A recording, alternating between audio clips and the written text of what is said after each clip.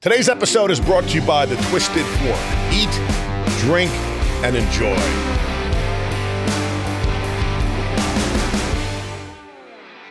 Pat McDonald, drummer extraordinaire.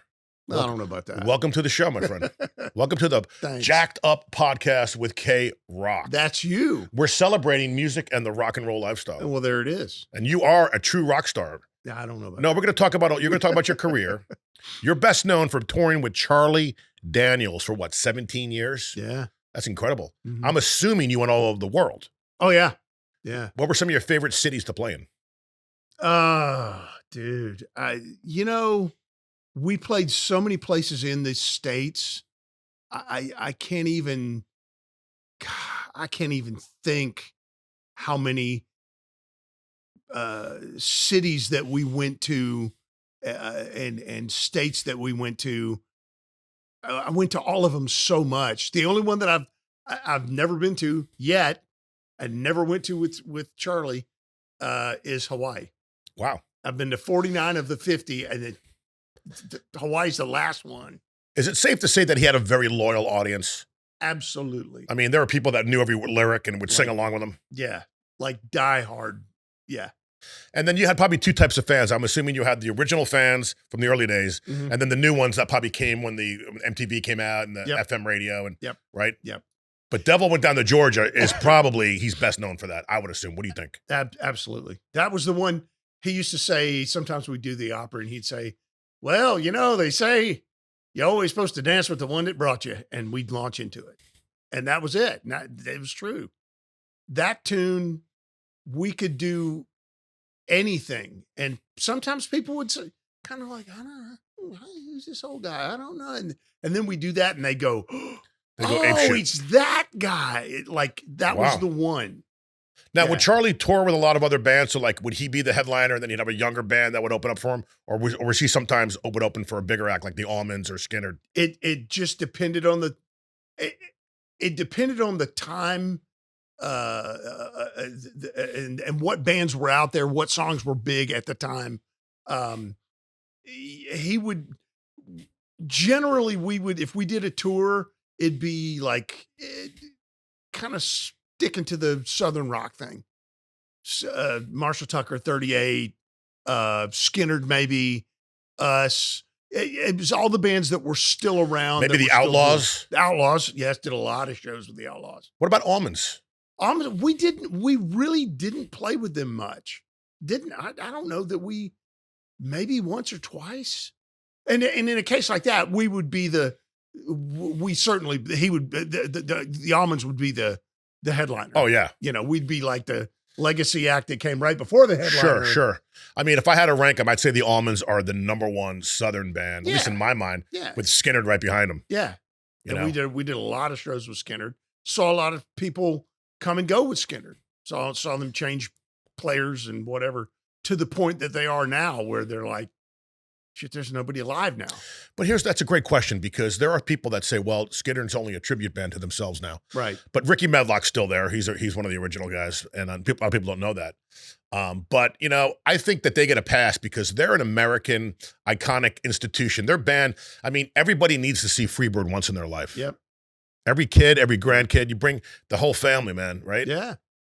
And Mark Mateka has been with them for, God, that's been 20 years now, at least 20 years. As far as I know, he's still doing it. When I got the Charlie gig, Chris Wormer was the guitar player, one of the guitar players. And Chris came in previously 4 or 5 years earlier because Bruce Brown, who was the other guitar player, that kind of took over for Tommy Crane. When Tommy left, and Bruce had been there for years, Bruce fell and broke his collarbone. So he couldn't play. So they needed a guitar player. So they got Chris, and Chris came in and subbed until Bruce was well and ready to come back to work. And then at that point, Charlie went, I kind of like having two guitar players. How about you stay with me? So he stayed on for another 4 or 5 years. And my first year in Charlie's band was Chris's last year. And then he went and played with Jody Messina when she was big, and she was doing she had a bunch of hits, a bunch of Nashville hits. And I couldn't think of we were looking for a guitar player. And Charlie came to me and said, you know all the guys, you're the guy, you do all the playing and stuff downtown. Cause I was still. Is this you talking about Nashville? Yeah. I was still humping it pretty hard and doing clubs and stuff in Nashville, and talked to my friend Jim Riley, who was the drummer for, they were called Deuces Wild. They later became Rascal Flatts. Yeah. Yeah. And I said, we're looking for a guitar player. I gotta find somebody. I can't think of anybody. Who should I get? And he goes, well, what about Sparky? And I went, hey. So I called Sparky, Mark, and he came over and he filled the hole. There you go. That was that easy. For 4 or 5 years until then he left to go do Hot Apple Pie, I think. What year are you talking here? This was probably 2000. This is the early 2000s. So there was a ton of musicians in Nashville trying to make it at this point. Oh God, there still are. Like there's so many now. I used to walk downtown and see guys, everybody and just tap on the window. You knew everybody. Now, I went to Nashville once and I had a really fun time walking around. Yeah, every bar was rocking anymore. Every bar was rocking. Yeah, it's just totally different now. So let's go back in time. Okay. Let's talk about your early influences. All right. So what were you listening to as a kid? Like you're in the 6th grade, 7th grade, I remember 8-tracks, and then I remember cassettes. Yeah. I remember buying cassettes and collecting cassettes, and then you would get a special box for your car so you could put the cassettes in, so they wouldn't like fly all over your car when you're driving around. I know. But my early influences, I mentioned this to you earlier, the Beach Boys, Elton John, the fun stuff in the 70s that was easy to listen to. Yeah. And then I got into the Beatles. What about yourself? I didn't really. When it all started, I have no idea why I suddenly just decided that drums were the thing. But when I first listened to anything, it was because my mother had it on AM radio, and she listened to like just 70s, the stuff that they call yacht rock now, the 70s wimp rock, Dan Fogelberg, John Denver, Engelbert Humperdinck, the Eagles. She didn't like hard stuff at all.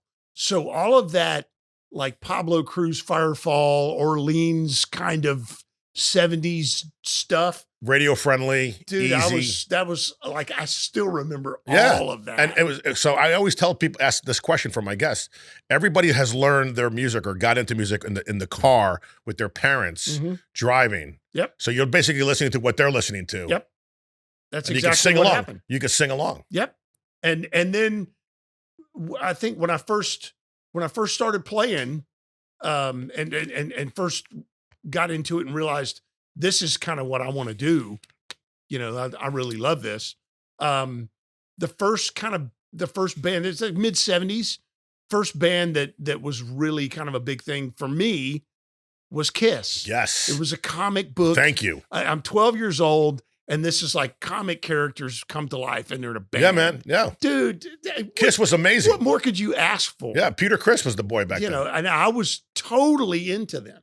And then people, I would say, oh yeah, this Kiss Alive, you should hear this drum solo. Oh, you want to hear a drum solo? You should hear Steve Smith. You should hear Neil Peart on the Rush, Exit Stage Left. I went to the record store and bought Exit Stage Left and went. I remember that record. Yeah. Oh my God. I still have it. I have all that vinyl at home. So did you ever get to meet any of these guys, like your heroes when you were growing up? Some of them. Oddly enough, I listened to some of those guys, especially the Southern rock guys. I listened to them and kind of was influenced by them and kind of, stole stuff from them and put records on and lifted the needle up and tried to play and follow along and see what they were doing. And now a lot of those guys are like my friends. Like I have their. How cool is that? I have their numbers in my phone. Yeah. Like, oh, this is so-and-so. My wife will sometimes I'll get a phone call from somebody like Kelly from Night Ranger or somebody, and Kelly's a buddy of mine now. Do you think drummers how guitarists kind of like stick around with each other and talk gear? Are drummers the same way, man? Like you guys have a special bond? Yeah. To some degree. Yeah. I think all the way around. Yeah. You You talk the same language. Yeah, And it's a different language. If a guy wants to talk shop and he wants to talk drums, I'll talk to him all night. If it's a fan who wants an autograph, who wants me to get Charlie to sign something for him, I've kind of take the Neil thing on that. It's like this creeps me out, Right, man. right. You guys are making me. It's weird. It's weird to me, and I was always I kind of tried to stay hidden as much as I could. But if it was somebody that had a son or the kid, the person themselves that was a drummer that wanted to talk about equipment or how do you do things or what, I'll talk shop with them all night because I know. What was your kit like? What was your main kit playing with? Gresh? Were you a DW guy? Like what? With Charlie? Yeah, it was a Gretsch kit. I was a Gretsch guy the whole time. So when you're a Gretsch guy, they give you, do they give you free stuff or they give you a price deal? Like what? How does it work? Most of the stuff that you see, you had to buy, but they'll give you stuff every once in a while. But unless you're a big name guy, like an A-list guy, if you're a Neil Peart or you're a Dave Weckl or Simon Phillips or Omar or somebody rarely do you get totally free stuff all the time. They gave me one kit and I still have it and I love it. And how many kits do you own? Now probably 1, 2, 3, maybe 4. And down from probably 8 or 10. Do you keep them in the house or do you have to get a locker and store them? I would keep them in the house, but my wife. But you can't keep them set up. You have to have them in their boxes. No. They're in cases and packed. And, But you probably have that one room where that one kit's in there and you can just bang away. If I wanted to, I don't have anything set up right now, but I did when I was in Nashville because I had a house that had a basement, so I could leave a kit set up, mic'd, and go down whenever you want and do. What are your thoughts on electronic drums, especially for practicing? Isn't it ideal? But to put the headphones on. I haven't played any electronic stuff in so long. I'd prefer to play a real kit if I can. The electronic stuff, it has its place. And I suppose if you're just looking for just strict, like independence kind of exercise practice, that kind of stuff, then I can see put headphones on and just the sound of sticks on pads. It's not that loud. But eventually you get to a point where touch, here's a cymbal. How many different sounds can you get out of the cymbal? Well, if it's a rubber pad, you're not gonna, you know what I mean? Yeah, no. You need to hit a cymbal and learn of course, to draw the tone out of it. And here's a drum. You need to hit it a certain way to get it to sound. You get to a point where practice-wise, I think at an intermediate to beginning advanced level, I can see the. So what is your current setup right now? Like, how many drums do you have? Your basic kit? Is it like a full kit? Right now, very stripped down. I've got a lot more stuff. Excuse me. I've got a lot more stuff than I haul to gigs. During any of the gigs that we do now, locally, small, 4-piece kick, couple toms, snare drum, couple cymbals. That's it. And you can set it because I'm setting it up, and I'm lazy. Yeah, right. Yeah, that's sure. Yeah, when I was with Charlie, there was a guy who set all my stuff up. Yeah, you just roll in there, and it was all set up. I get done with the show and wave and throw the sticks to the crowd and head to the bus. How great was that? And somebody would tear it down for me, and they put it in the case. God bless. The next day we do the same thing. I don't have to do that. I don't do that now. I can't. But here's the thing, though. You've been setting up drum kits since you were a little kid. So it's probably you can do it with your eyes closed, right? Oh yeah. And you can get it done in probably minutes. Yeah, and even when you were when you're playing with an artist and you don't have, like when I did a year or so when I first moved to Nashville with Tanya Tucker, and Tanya she had a road crew, but she had like a guy who did sound and she had a guy who did lighting and maybe a stage manager. That was it. She didn't have anybody that helped you set up your gear. But there were always union hands. There were always stage hands. So at the end of a gig, I could just tear stuff down and go, this goes into that one. This one Right. goes right there. This goes right there. And I'd be done with the whole drum Right. set in 5 minutes. Yeah. Like, cause there was I had 4 or 5 guys behind me, just hand me stuff. I just hand them and tell them where it goes. Don't break it down. Don't dismantle it. Don't loosen any of it. I'm gonna hand it to you. Put it in a case. So when you Simple were as that. touring with Charlie, you had a set list for most tours, right? It was Yeah. pretty much a standard set list. Mhm. How much did you deviate off that or go off that set list? It depended on him, and as we talked about before, it depended on His mood? it could be, or somebody just might make a statement to him at meet and greet before the show and say, "Oh man, I remember when you guys used to play Trudy," and he go, "Maybe we'll do that tonight," and then he might say to us, "We're gonna do doing Trudy Trudy. tonight," but just And then keep you're your like, ears holy open. shit, like you have to, hopefully you knew it, right? Or he'd just play it. He'd just start playing and you go, "Oh, okay, I guess we're doing Trudy." You just never knew. But he knew enough about the guys that he had in the band. He knew the where everybody stood as far as players. Could he throw something at us and we'd be ready for it? We had 6 or 8 kind of on-call tunes. And if they weren't regular ones, he might let me talk to everybody 5 minutes before we go on. Does anybody remember so and so? And we play through it in the dressing room. Yeah. Is there one that kind of starts with da?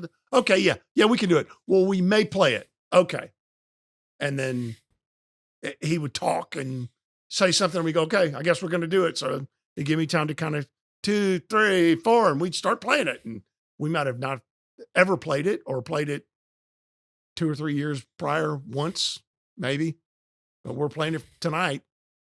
So that was about 30% of the time, 20 to 30%. It probably keeps it interesting, keeps it fun, right? When you have Yeah. a little deviation Yeah. once in a while. Yeah. How would you describe your playing style? If somebody asked you that question, like, what kind of drummer are you? Like, what, is that hard to say? Because, you're you, obviously, but at the same time, maybe you have a heavy foot. So maybe you're more of a John Bonham guy, or maybe you're more of a Neil Peart because you like those fills. And You know what? I think one of the biggest things that you can learn is that the music that you're playing will sort of dictate that to you. you serve the song. So I do remember hearing one time in Nashville, and this is one of those things that just stuck in my head. They would do, your standard Merle Haggard and George Jones stuff, which I didn't know any of when I first moved to town. I just had to listen and kind of go, "Oh, that kind of goes like this." And I remember the songs, but I didn't really know a whole lot about it because country really wasn't my bag. Right. But I'm not saying I couldn't do it. And after time, when we do something that involved everybody getting to stretch out and blow a little bit, I'd have guys come up and go, "Man, I didn't know you could do all that stuff." And my response was always, "Well, until tonight, there wasn't anything that we played that had any room for any of that stuff." If they say, "Give the drummer some," and the drummer can do it, it's just a tool you got in your toolbox. Would you say that you're self-taught, or did you have formal training as a kid? Initially self-taught, and then formal training was really kind of more, I don't want to say all of it, but at the beginning was finding out that there was names for all the stuff that I already know how to do. People say, "Oh, play this." And I go, "I have no idea what you're talking about." And they go, "Oh, it's this thing. Ding, ding, ding, ding. Oh, you mean this? Fing, fing, ding, ding, ding, ding." And they go, "Yeah." And I'm like, "Oh, so that's what it's called?" I didn't know. I just learned. You're good ear. Yeah. And that's and one of the biggest think about all things the to great me. classic rock you grew up listening to and you're imitating, right? Yeah. Do you read charts and can someone throw stuff at you and you can just figure it out on the fly? Yeah. Cool. Yeah. I mean, well, let's put it this way. 3 years ago, I had a stroke. So these glasses are, right now I'm looking at you and there's one of you. But if I take these off, there's 2 of you. I can't read anything. So it makes it a little tougher. Very rarely do you end in a situation like that, though. I mean, if there's charts for stuff now, if a guy calls me and says, "Hey, I've got a gig and its charts. Can you read them? Yeah. But can you get me copies of the live stuff, or Sure. can you get me copies of these tunes just so I can follow along and kind of that's going to exercise this a little bit more. But 90% of the people sitting in the audience wouldn't know that I wasn't reading it. But Zappa kind of charts, yeah, probably not. So when you were younger, were you playing more of the harder rock? Were you ever in a metal band or ever in like a? Yeah, I've played like everything, Every genre. and that's one of those things that's when people say, who's the best player in the world? Who's the best drummer you've ever heard? And everybody's going to spout out Buddy, or they're going to spout out Neil Peart, or they're going to say some name of somebody. How about Charlie Watts? Okay, Charlie Watts, perfect example. They're going to say, somebody's going to say Charlie Watts because he plays exactly what, or Ringo, they play exactly what those songs need. So that makes them great. Right. Would you put Buddy? They were pioneers. Yeah. Would you put Buddy with the Stones? No. Would you put Buddy with Rush? No.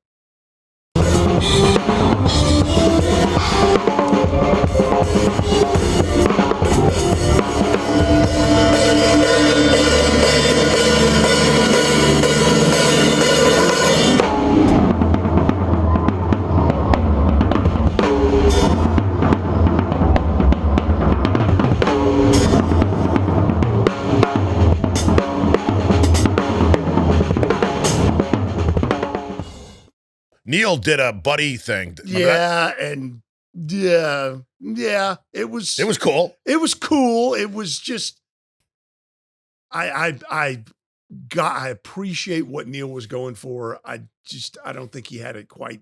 It wasn't quite done when he debuted it. It needed to cook a little bit longer. But he did it. You know what? Good for him.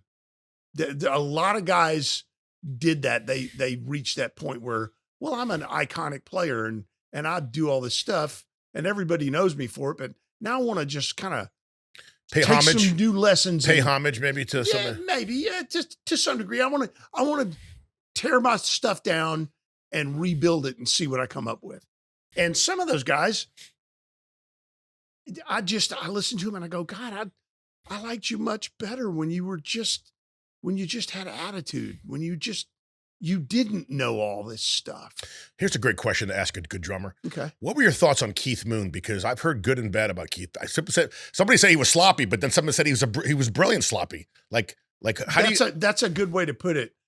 I don't know because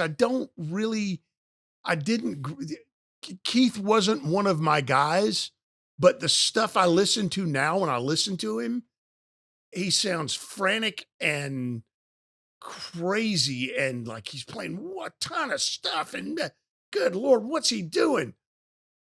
But at the same time, I'm going, it's great. It makes sense. He's great. And he's the only lunatic that could get away with doing that. But did he play more to the vocal than he played to the guitar? That's what I've heard. And I've heard guys describe that. And when you listen, I've found over in the last 4 or 5 years, they did a lot of documentaries and questions and whatever. And somebody asked Roger Daltrey about it one time. And Roger said, listen to the way he plays with what I did. And nobody had done that before. And I listened to it and I go, Roger sings a line and Keith answers the line. That makes Keith sound like he's kind of frantic and busy, but at the same time, it's really cool. But only Keith can do it. Plus, at the time, he was unique at the time. And yeah. And they were kind of like a punkish kind of band, right? Yeah. Before punk even came out, right? Right. And they did what they did, and it was great because of all the guys. Well, Entwistle, man, what an amazing bass player. All those guys insane. They had a part in that, and that's why that's kind of the thing that makes bands to me. Now, this many years later, I can look at all of that and go, yeah, that's why they're great. That's why they're great. That's why the Beatles were great. Everybody, I didn't grow up on it. I didn't have that moment where like you hear all the older guys talk about the Beatles and the Ed Sullivan Show, and good God, the girls are going crazy, and I want to do that. Well, I was a baby. I didn't have that. Years later, I listened to it and I've seen it now and I know what it is, but I just didn't grow up around it. Guys that are 10 years older than me, they were already advanced and kind of learning and they went, this is what I want. Like the Kiss guys make that clear. Exactly. Yeah. Exactly. Kiss was more, the Paul Lynde Halloween special was my Ed Sullivan, that's where it Remember came Don from Kirshner's rock concert. Dude. And you saw everybody on there. You saw everybody. But I'm still curious, though, because you said earlier that you don't know why you became a drummer. Like, something must have happened to you that you gravitated to drums instead of guitar. Because isn't guitar usually the first thing a young kid thinks about it being cool? Yep. Like, what made you go a different route and go into drums, man? I don't know. And you know what? I had a guitar when I was a kid. When I had a guitar, music spoke to me somehow. I don't know. The only thing I remember about drums was being a kid and a St. Patrick's Day parade they had in my hometown, and they had fire trucks going through with clowns and they were just candy, just raining candy. And I'm like 8 years old, and the marching bands were behind the fire trucks, and that bass drum pounding me in the chest. I hated it. I hated it so bad. I made my mother put me back in the car, and I sat and watched candy just raining down on the sidewalks, and I couldn't get to any of it. And all my friends loved it, and they had just had That's a great story. Your psychiatrist must have a field day and with I that. hated it. I hated it. And then somehow I asked for drums. You know why, man? Then it became like, now I love it. Here's my theory, man. You didn't realize it, but you were born with rhythm. Maybe. And drummers have to have a certain quality, a skill set that only maybe you could be born with. Maybe. I believe I can learn bass, I can learn guitar, but drums, you have to have a certain skill set at a very young age in order to do it properly. Am I right? Right. Yeah. I think you do. You're right. So you had this, you didn't realize it, and then it just came out. It just came to me. And it came a little bit at a time. Like I would put my mom's John Denver Eagles records on and I didn't even have drums. I had a pair of drumsticks, and I would put pillows on the couch and, pretend they were toms and try to play along with what I was hearing. Cool. I didn't have a hi-hat. I remember trying to make a hi-hat one time out of building blocks and a nail and Coke bottle caps, because it kind of made a little rattle. Yeah, sure did. And if you stomped on it, it made a... Oh, yeah, we always had the pots and pans, that's real old school. That was what I had. And then my parents kind of went, well, he's kind of serious about it. Let's get him. So they bought me a little toy, and I beat it to crap, and it went in the attic. Tell us about your first real drum kit. The first real one that had like working parts. It had a pedal and it had a hi-hat that worked. And 'cause I had a lot of friends that we all kind of came up and we all wanted to be drummers, and we all wanted to be guitar players or piano players or whatever. Just depending on what was around the house, whatever we had. And I knew this guy, he had a drum set, but his drum set didn't have a hi-hat. So it really kind of wasn't a real. And then this other kid that he had a hi-hat and a snare drum, but he didn't have a bass drum. And you know what I mean? The first real kit that had all the stuff that worked, I got a picture of it somewhere. It was a piece of junk, one of those little import Taiwanese Royce or Zimgar or some crap, I think I was ninth grade. So that's a very highly impressionable age. Yeah. The ninth grade is when you learn all your shit, dude. Yeah.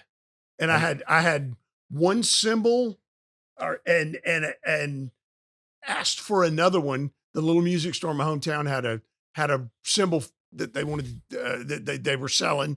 And I used to go in and look at that thing. I want one of those. I want a real cymbal, a real Zildjian cymbal. And I didn't even have a stand for it. I didn't know you could buy a stand for it. I thought it was supposed to have, your drum set had stands, or you didn't, It could be expensive, right? An old light bulb, an old light like that torn up and my grandfather, we bent it in his shop. So it was kind of like a boom stand, and we soldered a screw on the end of it so I could put a symbol on it. Nice. Yeah. But I couldn't fold it up.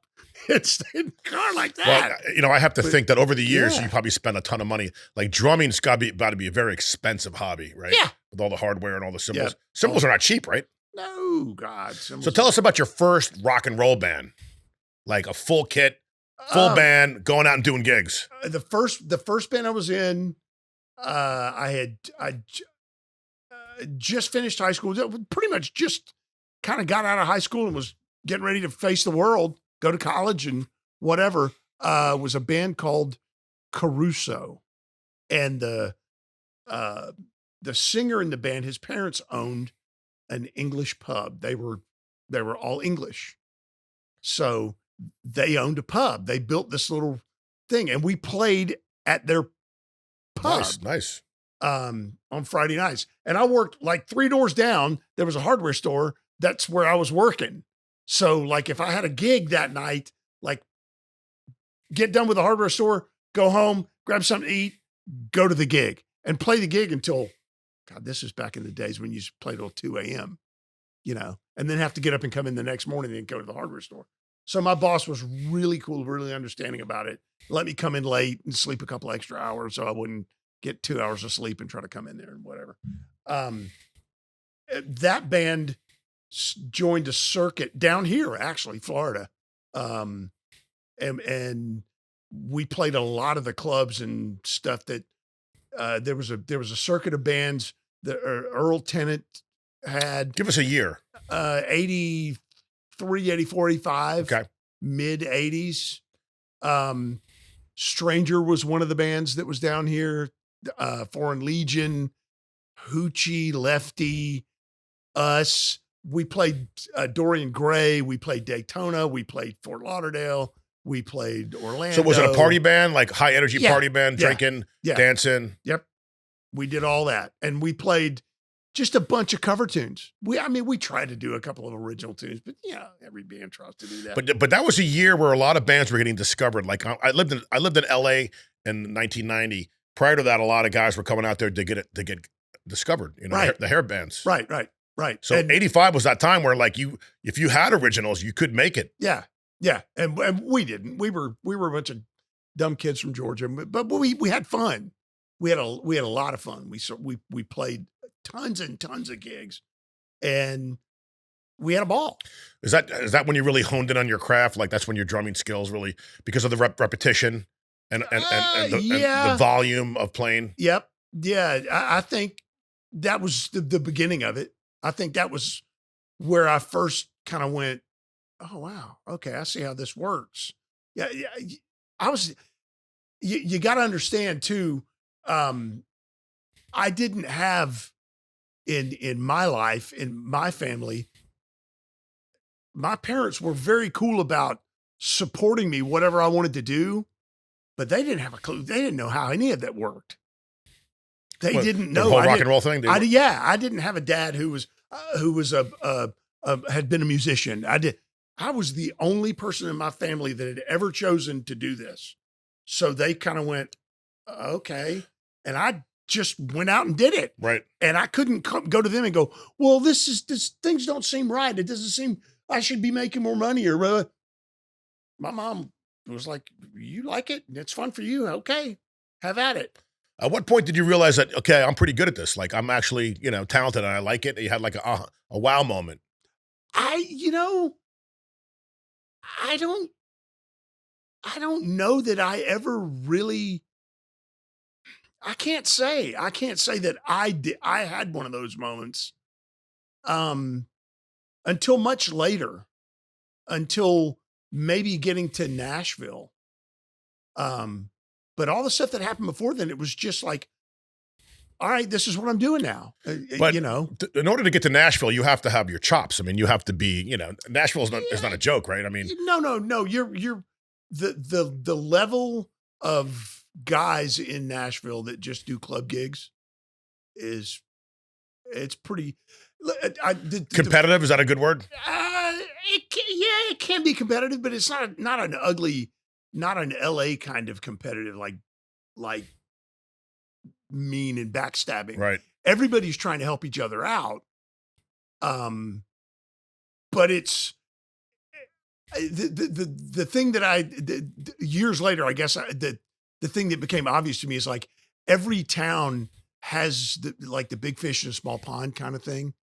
You could be the guy in Dubuque, Iowa, that's the number one call session guy. You do all the records, you do anything anybody got. You play all the gigs, you play with a big band, and you play on a rock gigs, and you do the jazz thing, and you do the Sunday brunch, and blah, blah, blah. You do all that, and you're that guy, and you decide, all right, I'm going to go to one of the big cities and see how I stand up against big time guys. And can I keep, am I going to drown, or can I keep my head above water? And the three big cities that there are is New York, LA, and Nashville. And I went to Nashville just because I was living here, and it worked out that Nashville was the place. And I went, well, all right, I'll give it a whirl. And I went, and I kept my head above water, and I was working in no time. And I thought, what? I thought I was supposed to deliver pizzas for 4 or 5 years before I ever even got called for a gig up here. And I was doing gigs in 2 weeks, and had like a road gig playing with Tanya Tucker inside of a year. What? Well, so obviously you were good enough that somebody took notice, and then they said, hey, you might want to call this Pat McDonald guy for your next project. And then it just cascaded, right? That's right. But I had no idea that's the way it was going to be. Well, maybe there's a little luck involved too. I mean, there is. I mean, you were the right guy at the right place at the right time. Right. Exactly. And that is always the case. And everybody says it, and they've said it since the beginning of time. And they're absolutely right. They're absolutely right. There may not have been a Beatles if those 4 guys and Brian and the whole thing, if that hadn't happened right when it happened, and they were in place to have it happen, it may have been somebody else. You just don't know. But you can't turn the clock back and do it and live it another way. You just have to accept it and go, it happened. Okay. I know a lot of guys that are like in Nashville, and they're doing great, and just like we all used to do. And we are all friends. We're all buddies. Everybody knows each other. That's cool. It's a small circle of people. But I got a gig really quick. Some of my friends got gigs really quick.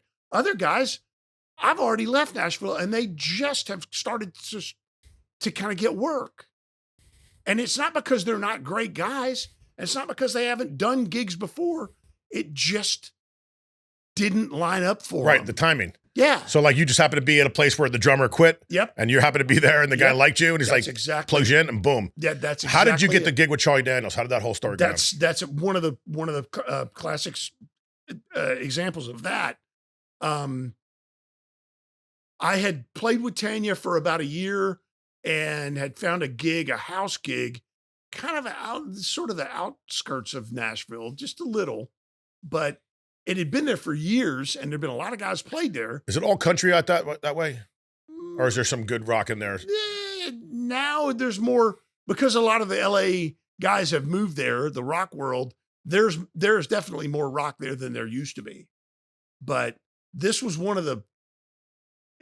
it was a weird place, but it's kind of off to itself, and it was more pop. It wasn't country stuff. I mean, we all could do it. Did you ever play at the Grand Ole Opry? Oh, all the time. How was that?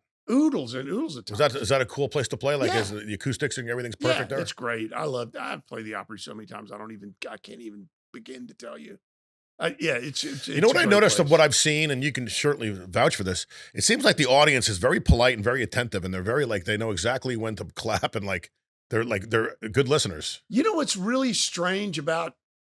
I mentioned this too, because we just went up there about a month and a half ago, maybe. And this is the first time I've been back in Nashville since I left, other than for Charlie's funeral. I don't know. I've never sat in the audience at the Opry. I've never been out in the front. Like I've walked around maybe the Ryman, maybe, but I've never been out in the seats when somebody's playing. I've always been on stage because that's that's what I Sure. do.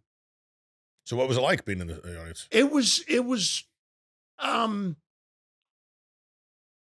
it was educational. It was kind of one of those like, oh, so this is what it looks like from out here.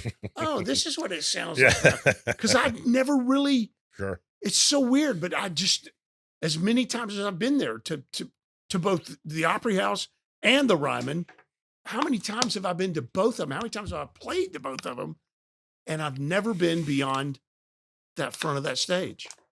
I've always come in the back door and I go to the dressing room and I go and walk out on Sure. stage and play the show. And yeah, thank you very much, and go get in my car and go home. But I've never been out. I don't know. It's unique. It's different.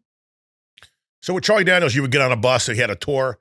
So you Yeah. would just go bus city to city to city. Usually, And then was it like 6 months, 8 months, 10 we months? we would work from usually March, April, late March, early April, sometimes before some. Yeah, it just depends until December, right up before Christmas.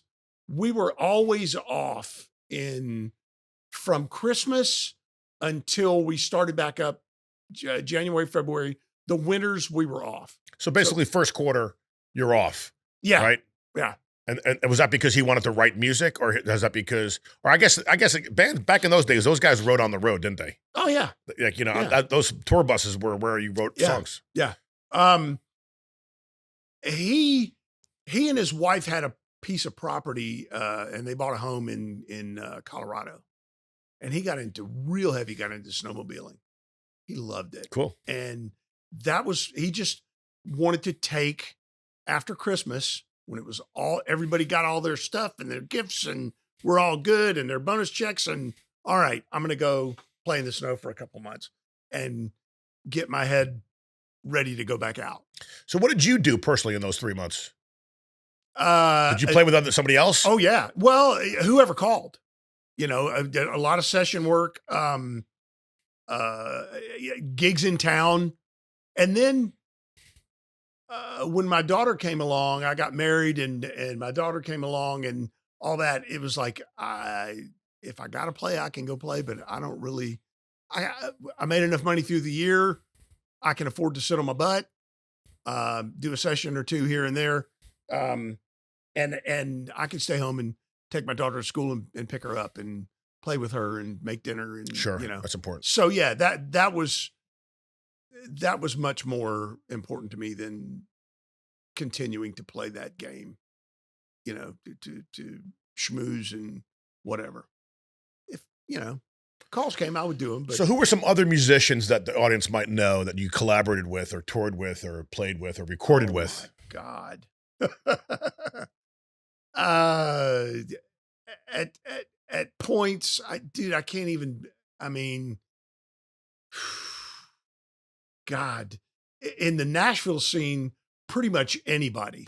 Was Chris Stapleton around back then, or was he not? I used to go see, Mike Henderson had a band called the Blue Bloods.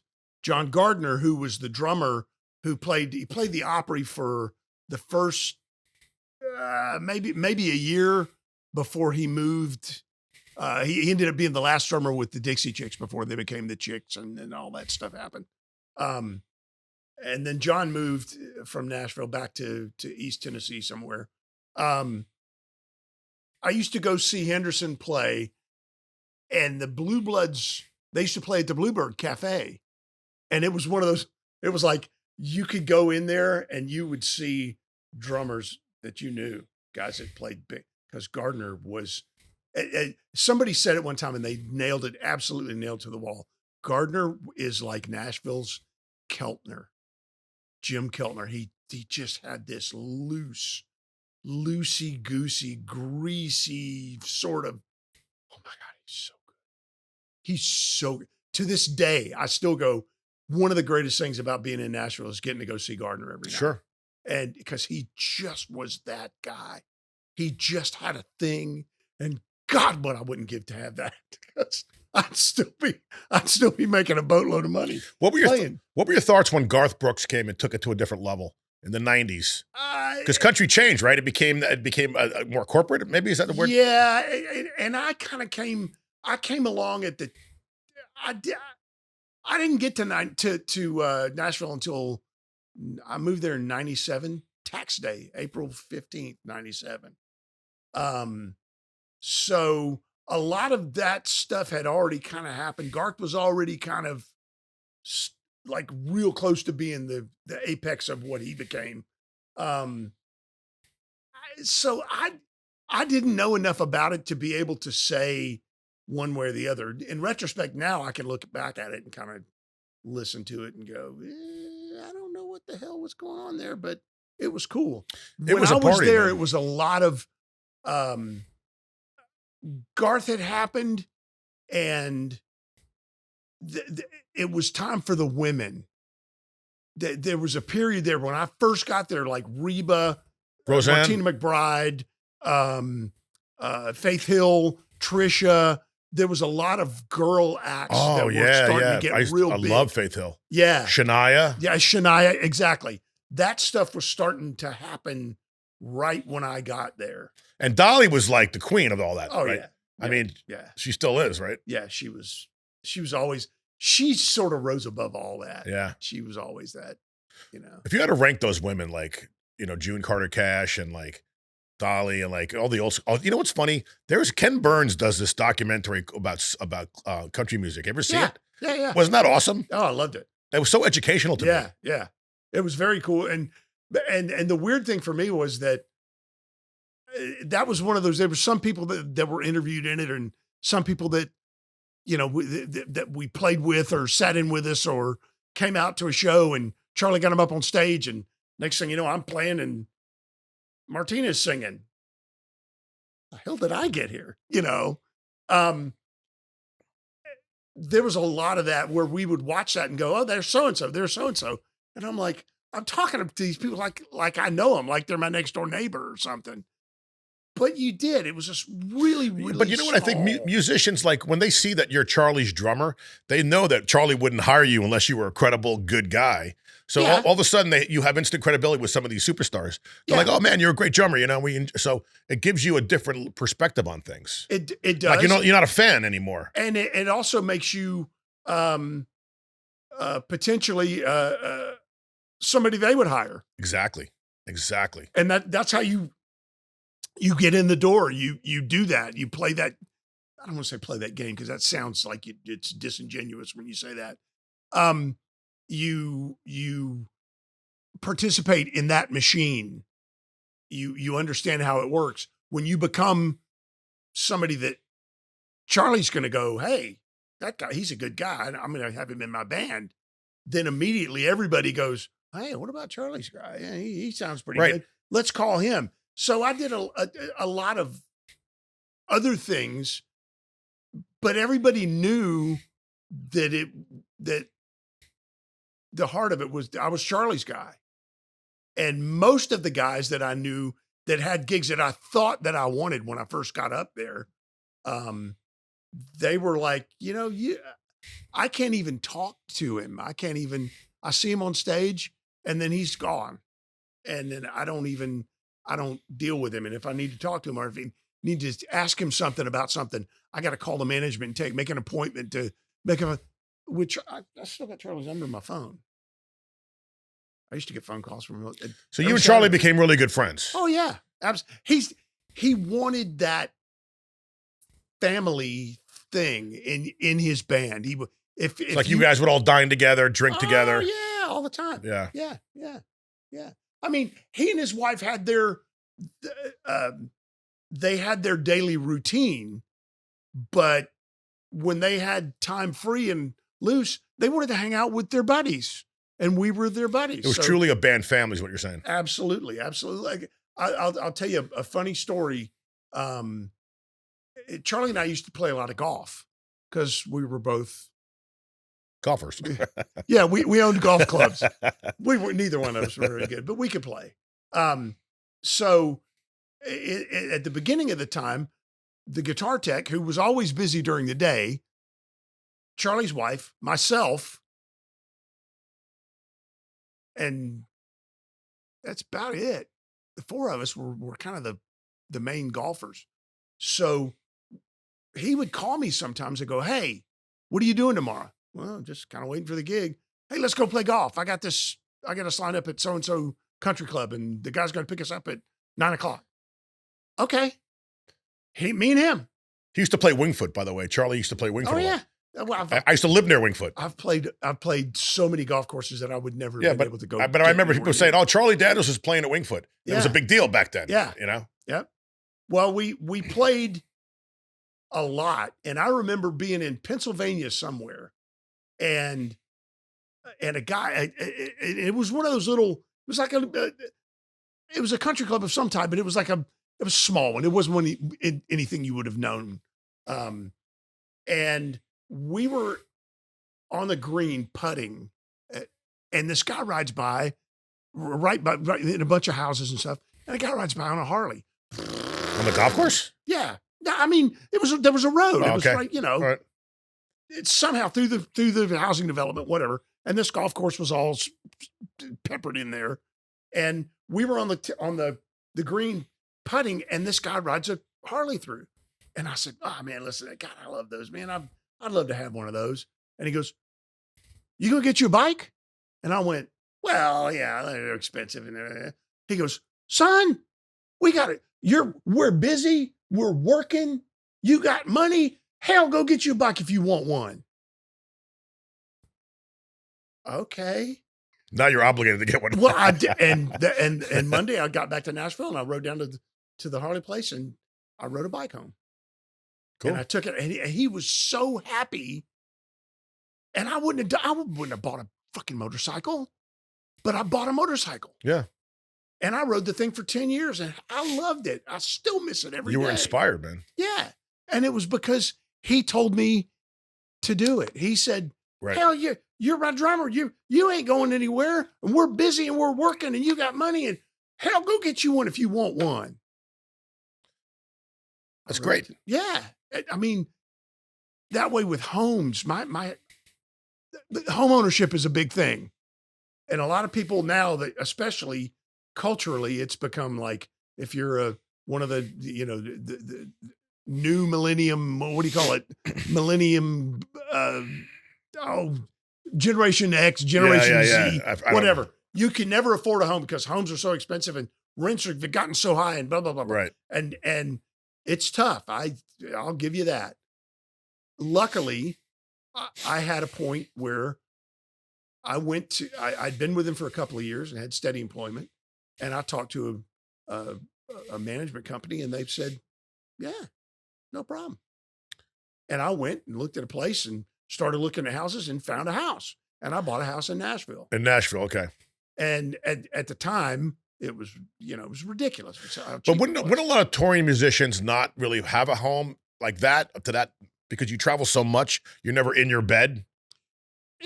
Or then you maybe had a family at that point, so you wanted to. To some degree that is the case, but you still got to have a place to live. You got to have a place to crash. You got to store your drum somewhere. Yeah, you got to. Yeah, right.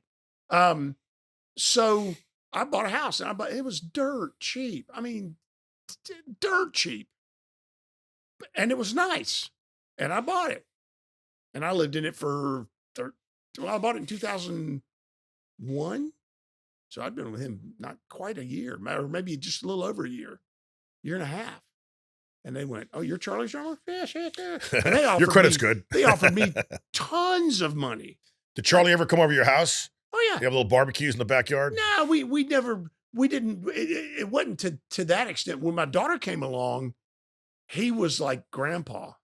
Oh, really? That's so nice. Oh my God. Like was he like a godfather to your kid? Like yeah, kind of in a spiritual way, or maybe just he was, when she was little, he called me one day and he said, "What are you doing?" And I said, "Well, I'm going to pick up Lily from school and then, and we're going to go and we were going to go watch TV or whatever." He said, "We'll bring her to the house." Okay. So I picked her up and we went to his house, and we got in a 4-wheeler and rode all over his property, and she named all his cows. So the Charlie like to roll with like a lot of food in the house, a lot of liquor, a lot of music. Like he's an entertainer. Was it like Uncle Charlie's house and it was like the place to be? Not Maybe really. Thanksgiving even or Christmas. Christmas, yes. At Christmas, he would throw a big party for everybody that worked for CDB Inc. And that's office people. Yeah, there's probably tour like a man- lot yeah, of people, people right? that stayed in town. How big were the crews when you guys went out? Was it like a nice big couple trailers of just gear, and was it a big production or a smaller? No. We had a one truck, 2 buses. It's really small. He pared it down. Like we didn't haul a bunch of stuff. We would have the backline would be, or the production, the lighting and the PA and stuff would be advanced by our sound guys and light guys. This is what we need, and they'd have it there set up for us. Did Charlie ever have pressure from the record companies, like to put out hits? Did they ever get on him, or he was beyond that at that point? He could do what he wanted. At the point that I was with him, it was way past that. Probably, I think most any record companies, they're trying to make money. That's because that one album with the Willie Swamp on it, some of those songs got some good airplay. Yeah, on FM radio. Yeah, they don't. When I was with him, we had one tune that made the top 40. What was it? It was called Ain't No Rag, It's a Flag. And this was after 9/11. Yeah. This was one of those when Daryl Worley did the Have You Forgotten, and Toby Keith did the We'll Put a Boot in Your Ass, It's American Way. I can't remember the name of it. Anyway, when all of those 9/11 songs were happening, we had one that kind of got a little bit of, and then it just, that's the only thing that it was hot. I've It was hot for a while.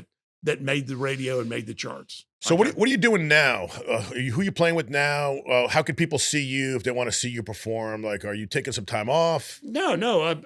I took some time off thanks to this. I broke my wrist. Yeah, you can't be drumming without a. Yeah, because I'm an idiot. I had a stroke about 3 years ago, and vision is a little screwy, and verbally it's a little. I can get Sure. time to knot fairly easily. But I'm not totally worthless, and I can still play, which is You're good. with Kettle, right? Yeah, so I was doing the kettle of fish thing and Dana was on my show. Did you see that episode? He was yes. on. Yeah. I've known Dana. I've been doing that gig for Yeah, quite a while. he's got good musicians with him always. Always got good people there. So just basically doing something to try to help my wife and have her go, oh, hey, man, this is really great. I decided to change the ceiling fan. And I got it down, and it was all good. And I thought, I can do this, and fell and landed right on my wrist and broke the 2 bones. I'm sorry. I've got a scar under here and a piece of metal. So when it comes off, is it going to affect your drumming, or you think you'll be 100%? Like, are you going to have to hold the stick differently, or maybe do something differently? No, I mean it might be a little because you're right-handed, so that's. Yeah, I mean I can still this. I only wear this thing out. Could you play a gig right now if you had to? Yeah. Okay, cool. Yeah, I could do it. Sure. It might not be to the level that you would expect, but I can get you through the gig. Okay. And as we've talked about in the past, just last few minutes, you don't need all of the stuff that I worked on as a kid that I thought would make me a great player. There's all the stuff that I can leave. Less is more now. In mothballs now. Less is more. Yeah. Just keep time. Right. Not one person, nobody, Hey. I laugh and say this all the time. Not one person has called me and said, yeah, you used to do all that fancy drum stuff, and you don't do that anymore, so we're not going to use you anymore. Jesus. Nobody has said that. Hey, what do you think about the guy from Def Leppard, man, with the one arm? That's pretty magical what he's doing, right? I mean, unbelievable. He has to do other things now, right? Unbelievable. And I saw him and watched him do it, and it was just, it's amazing. I'm glad that it happened at the time that it happened, because technology was at the level that he could do that. Right. He could use there's triggers help. and There's help there. because if it had happened 20 years sooner, that stuff didn't exist. He'd have been, oh, well, guess I don't do anything, you know? So now he can do it. And that all kind of sort of comes back around to what you were talking about before about the Nashville thing and being in the right place at the right time and being the guy, just you happen to be that guy at that moment when that happened, you know, like we talked about initially, the Charlie thing, doing a session at Johnny Neal's studio, Taz DiGregorio, who was Charlie's I remember piano player. Taz DiGregorio. Well, He was fantastic. Taz did a piano record, and he brought one of his buddies along, and the guy couldn't play or wasn't up to par, and they needed somebody to do it. This is when I was doing that gig that was outside of town. I ended up doing Charlie's doing the record, and coming back over. The bass player on that gig was the studio belonged to Johnny Neal, who was blind. Johnny can't see to tweak all the knobs. Wow. So he used Dennis Gully to do the engineering for him. Johnny just kind of did the production and whatever. Taz's record, I played on it, got him back on track. Everything's good. They loved it. Everybody's happy. 2 weeks later, Jack Gavin quits. The only reason that Taz even knew who I was is 2 weeks before I played on this record. Because, yeah, you helped him out. So Taz said to Charlie, I got a guy. I know a guy. Yeah, man. And then 17 years later. Yeah. And here it is that many years later, and I'm going, how the hell did I end But you up know what? with It's so funny. 17 years is a long time to be with the same band. Yeah. And a lot of times you're playing the same songs. Mm-hmm. So it must have been an easier job in the sense that you pretty much knew exactly what you were in for. You knew what the expectations were. Yeah. Right? At first, it was, as he got older, it became more challenging. No, it was like we knew that we didn't need to rehearse quite as much because he's really not going to throw himself too many curves because he's reaching that point where he needs to be able to, and it's for somebody in his 80s and he's still doing it. Would you describe it as a lot of fun? Like your overall experience of those tours, you know, being on a bus and going city to city.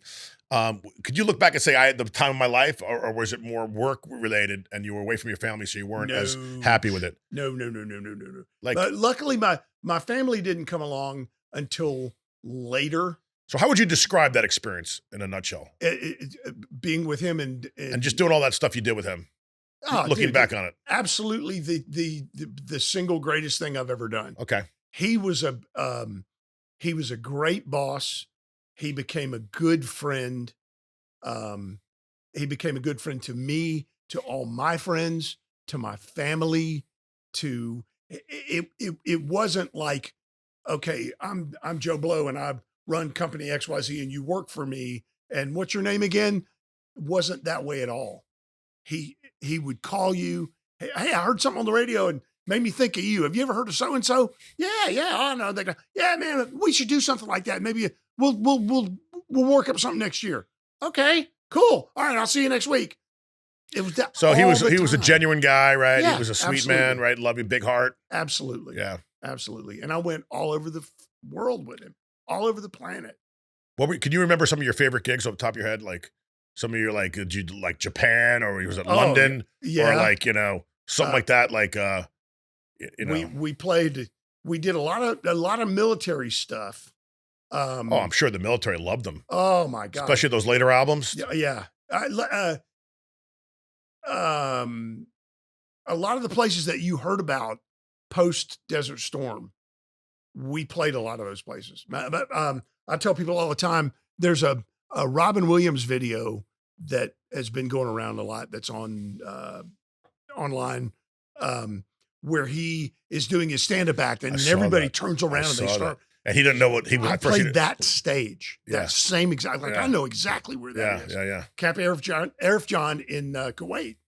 I've played there. You ever do like a Tonight Show or like Jimmy Fallon? Did Charlie ever go on those shows? We did very rarely. We did some morning stuff. We did Good Morning America, and so that you had to get up early for that stuff. That must have sucked. Yeah. How about athletic events? You ever do any stadiums? Any football stuff, baseball stuff? Yeah. You know, We did it's funny, oddly enough, Rick Brothers, who lives up in Bradenton now, Rick and I were both Nashville guys. Rick was playing with Gretchen Wilson, and I was Gretchen playing Wilson. with Charlie. We're the only two Nashville guys who've ever played a Super Bowl. Do you guys still communicate and play together and have fun? Charlie's You and guys? Rick. Oh, Rick. Yeah. I talk to Rick here and there. Yeah, I see Rick once in a while. Yeah, he teaches at the same place that my wife teaches at. She teaches piano and vocal, and he teaches drums. And they both, she'll tell me, I saw Rick today. He told me to tell you hi, you know. So yeah, we stay in not super, super close contact, but we stay in contact. Absolutely. Rick's a great guy. So when can we see you back on stage? When's going to be your next show? I think the 25th of this month, a couple of weeks. This is almost done. I'm almost. So Steve Camilleri, who's a good friend of mine, and he fills in with Jacked Up, my band. Yeah. He's playing now. Yeah, he's been covering helping you out. Covering the whole. He's a great guy and a great drummer. Yeah, he's a great. So I love Steve. He's such a nice guy, right? He's a huge Buffalo guy. Yeah, Buffalo Bills. Bless his heart. I see you're a Bulldog. Yeah, I am. I'm a college football guy. Yeah. And that was something that was funny when I was with Charlie, because Charlie was a Tennessee guy. He loved Tennessee. Sure he was. Yeah. And he sings about Tennessee in a lot of his songs. All the guys in the band, in the crew, were Tennessee guys. I was a Georgia guy. The bass player, Charlie Hayward, was an Alabama guy because he was from. That's all SEC, man, right there. So we're all SEC guys. So anytime you would see, if you see any YouTube video of me wearing a Georgia shirt, what do you call it? Jersey, a numbered jersey. It's always a Georgia one, and it's always a Saturday night. It's always Saturday, and we all had our phones.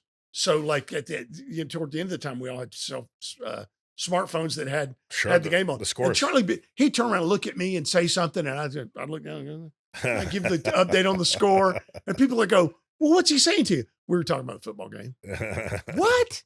Yeah. Well, Tennessee was good back then, and then they got bad, and then Georgia was bad, then they got good. Yeah. Right? Alabama's like all over the place. Yeah. But Nick Saban obviously they were great. Yeah. But I like college football game day. It's Saturday, 9 a.m.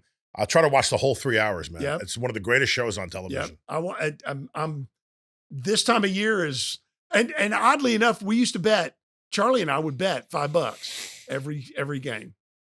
Was it just a Georgia Tennessee game? You mean he would always bet $5 against whoever Georgia was playing, and I'd bet him $5 against whoever Tennessee was playing. So some days we didn't. Some days there was no exchange of money. Other days I'd win $10. Other days he's winning $10. Yeah, but it must have been epic when those two teams would meet. Oh my God! In a game of significance too. Yeah, he would always call me and say, it's just double or nothing. We do double or nothing on the Tennessee Georgia game.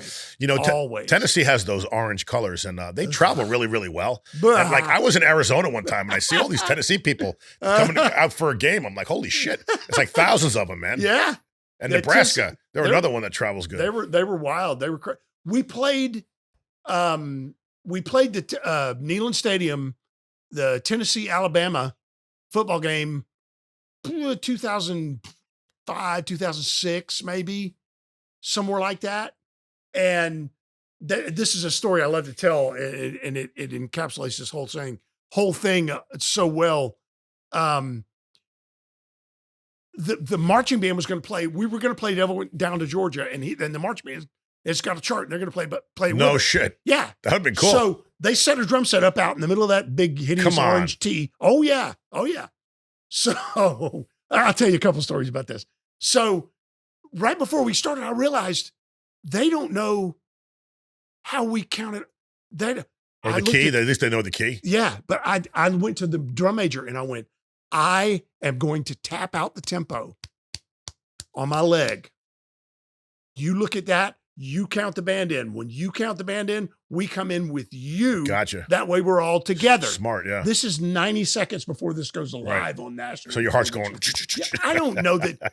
Sure enough, they said, ladies and gentlemen, the Charlie Daniels Band. And dude, I'm going to tell you right now, that is the loudest thing I have ever experienced. Why, the horns were right like in your ear? 100,000 people facing you and screaming. just Like, it was like my whole head. You know when your ears just overload? do you normally wear earplugs or Yeah. inner ears anyway, Yep. right? And they were still Wow. like it was just that I went. So how did it go? How'd the song go? Did it work? I'm tapping out the tempo. The guy does this and holds his hands up, and he blows the whistle. I can't hear the whistle. It's so loud.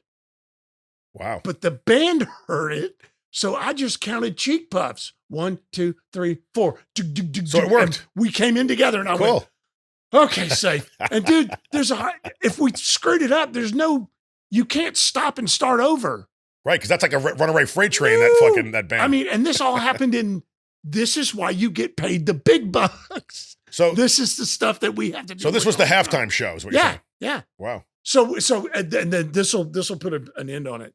At the end of it, we're moving all the stuff out of the way, and we're pulling cables, and they're getting stuff.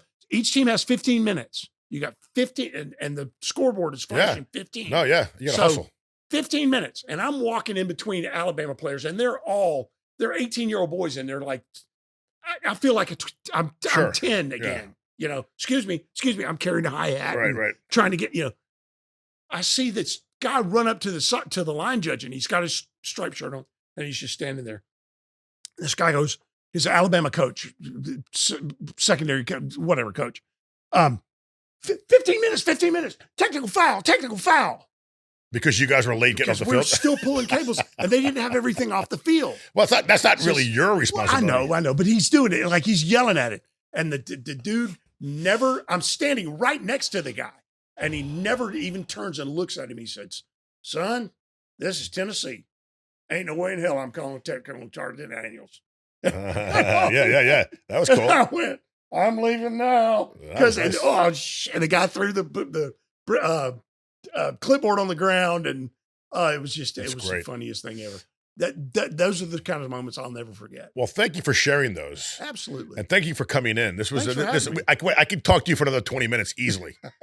But we've gone over our time. But anyway, it's a real pleasure, man, to get to know you. Absolutely. And hear your stories. Absolutely. And, I have to have you come on again, man. You can finish some of these stories. I'd love to. So Pat McDonald, thank you. You bet. All right.